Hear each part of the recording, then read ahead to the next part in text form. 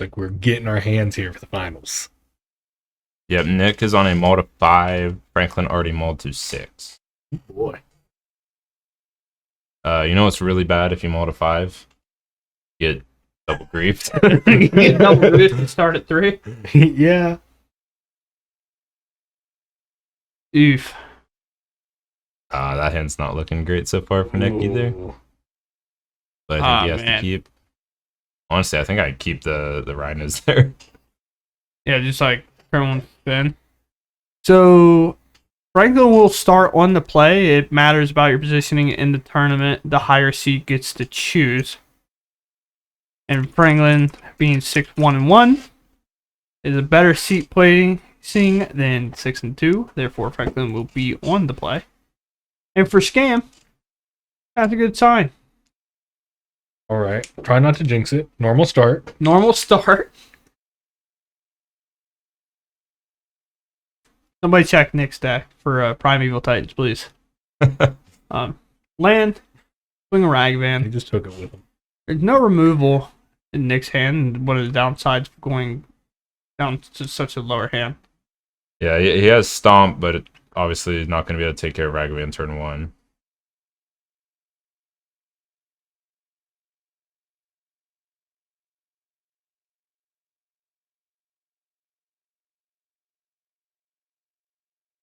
Thoughtseize.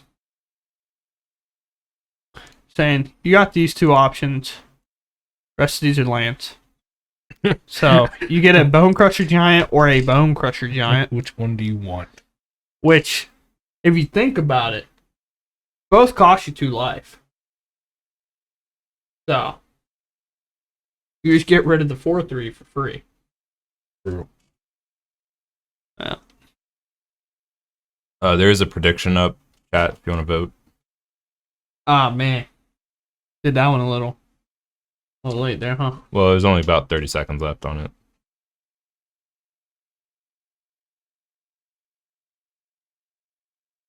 Nick fetches out a Triumph. Down to 17. Ragavan's probably going to put in a lot of work unless Nick then Bone Crusher Giant hits it. Probably going to have to do. Top deck your Crashing Footfalls. Not what you want to see.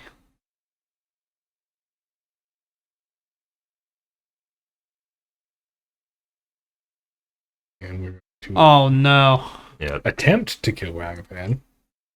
It's going to come back even stronger than before. It's a 3/2. 3/2 Ragavan is just so broken.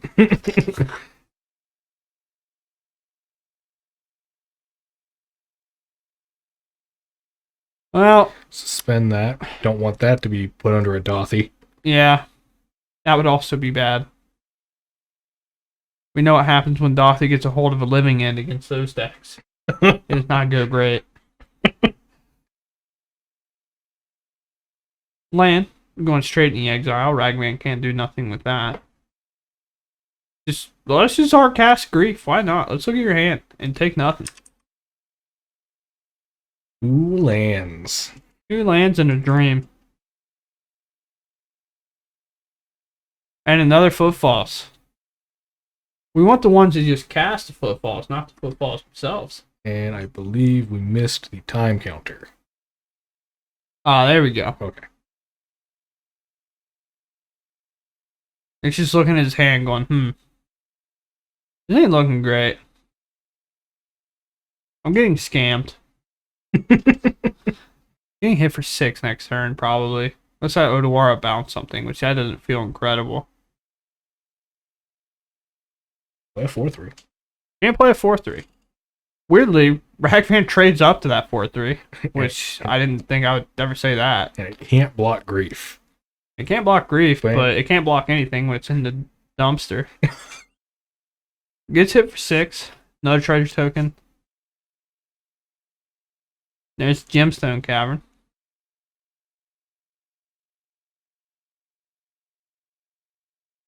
Seasoned Pyromancer. Dude.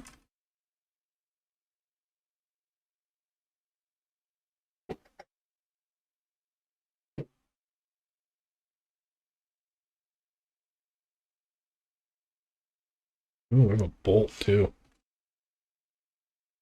Yeah. Malakar Rebirth, man. And yeah, we're just gonna go to game 2. That was brutal. Yeah, and now on to game 2. And he finds himself up 1-0 in this matchup. His hand for Scam was a little more tame last time, but Ragman doing the work that Ragman does, generating the extra value, but kind of, in a sense, had like a lot easier of a time with Nick mulling all the way down to 5. This time it looks like it's both keeps of 7, which Nick might find himself mulling all the way down to 5 again, potentially. EE on 0 on turn 1. Looks like Franklin had another E in hand. That's going to have to be dealt with. And Rhinos definitely has the tools to do so. Rhinos could have forced it if he felt the need to, but maybe doesn't. And one of the awkward things, if you were to brazen bar or bounce it, and they just sack it in response. Well, guess what? Your brazen bar fizzles and goes to the graveyard instead. You would lose it from the adventure zone. Dead. Thing is dead from the card Dead Gone. Alright, chat, you can see me in the booth. That's me. Oh.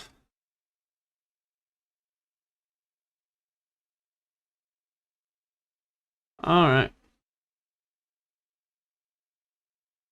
Also, Nick can just take the approach of not really worrying about Rhinos all too much. And then on one of these turns, just flash in a Brazen Bar.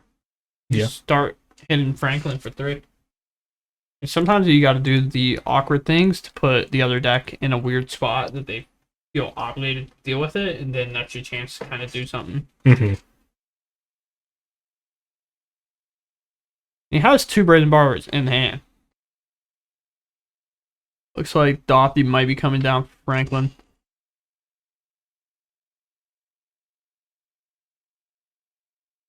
Missing 2 red.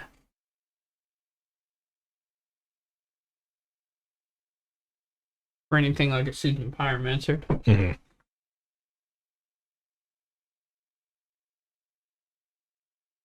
Basic Island. Nick playing around Magus / Blood Moon.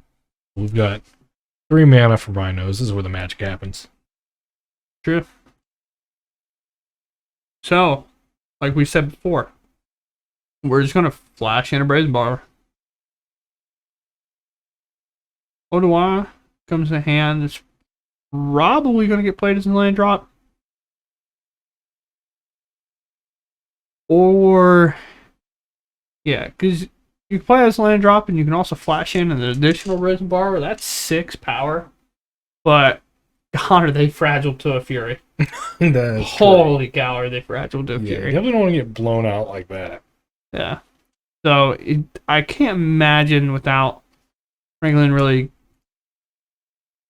dedicating a Fury to this one Brazen Bar that you would want to flash in the other one. But chooses not to. 3. Your 3 does race here.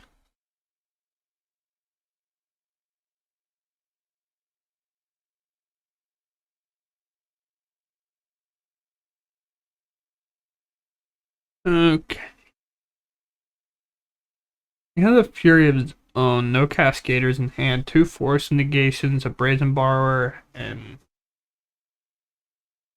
Mystery card. I don't know what the last one was. Franklin, I'm not sure. We have Dothy Voidwalker, 2 black mana. Oh, I figured out what it was. But 2 black mana, if a card would be put in an opponent's graveyard from anywhere instead, exile it with a void counter on it. Sacrifice Dothy Voidwalker, choose an exile card an opponent owns with a void counter on it. And you may play it this turn without paying its mana cost. So, there's one thing to think about that some people do kind of forget about Void, like Dothy. Like, other Dothys can cast a thing with a void counter on it. Mm-hmm. Where, like, you get some effects that get exiled under each one specifically. If a Dothi exiles it now and a Dothi later tries to cast it, it's allowed. Yeah. Whereas like some effects are like, no, that was exiled under that Dothi, not the other one. For example, like Karn's a good example. Like Big Karn, whenever you exile permanents under it, you only restart the game with the permanents that are under that Karn. Mm-hmm. Not all the Karns in the past, if that comes up.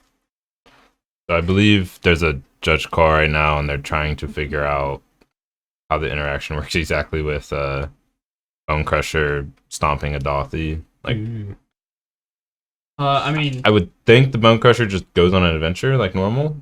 yeah, it doesn't go to the graveyard, therefore Dothi wouldn't affect it. Yeah, but, I mean, stuff like that isn't always just in how you think it would intuitively go in Magic. So yeah, we've all played this game long enough that you think something works one way until it doesn't, and then everybody's like, "Why?" And you're like, it's just how the rules "No are." layers." Yeah, because that's the way that it is. Like, exactly. for example, if you want a great example of a thing that doesn't really make sense, Rest Down only shutting off half a Dryad.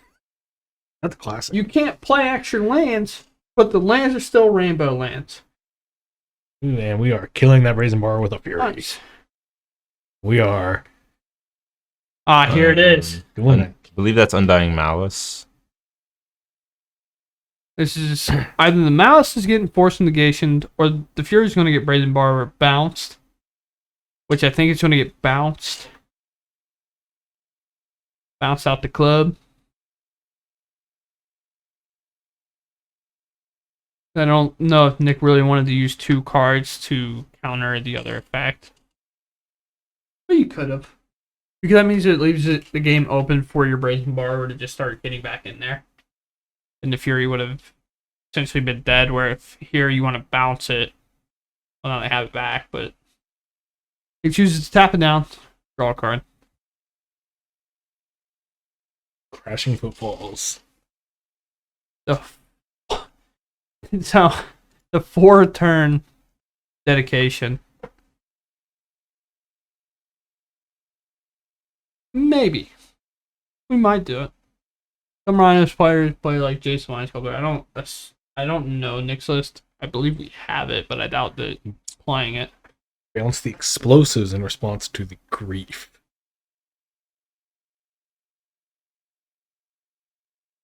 That is literally just to get Brazen Bar out of the hand. That's all that's for. Yeah, I think I'm taking the Fury here for sure. Yeah, because Fury kills your Fury. And we get the Force Negation. We get the Force Negation and EE we thought. And then get another one played on us, and now we're sad. So. Brutal. It's definitely something that can happen. Bone Crusher Giant put in play, but can't really tangle with either of the creatures. One can't be blocked, and the other one just smacks it out of the way first. Doesn't hit Nick, but like, don't want 8, don't block.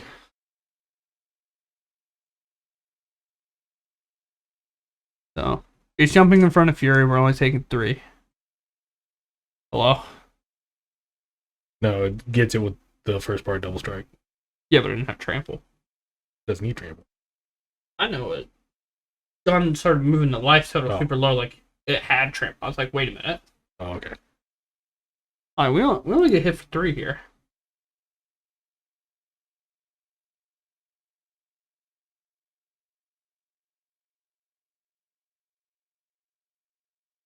Okay. Fetch. Nick kind of running low on cards in hand. Sometimes the effect of being able to just like hard cast Grief is now you have a 3/2 threat that also rips a card out of your opponent's hand. And a 4/4 Fury that can't be bolted or. Well, I mean, not the Rhinos player really have a whole lot of bolt effects anyway. That's a good one. I know the land in play is somewhat relevant. I don't remember what that land does, though. That Shizo, Yeah. I believe it gives a legendary creature fear. Is it fear? Might be relevant. Yeah, I can give Ragavan fear. Oh, okay. Ooh. That's not what I was thinking of. Okay. Either way. Give it fear. Alright, go ahead. A land and a rhino. We can only bring in a brazen borrower that cannot block creatures without flying. That's true. So Franklin, congratulations. Taking down the tournament 2-0 in the finals. Was scammed. Scammed everybody. He's scamming everybody. We saw him cast a Titan, which is messed up beyond belief. We saw him play a Fury on turn 1 as a 4/4 somehow. That was also sick. And he comes here, has full faith, believes in the deck, believes in himself, and here he goes, winning the tournament, getting Incredible. fat monies.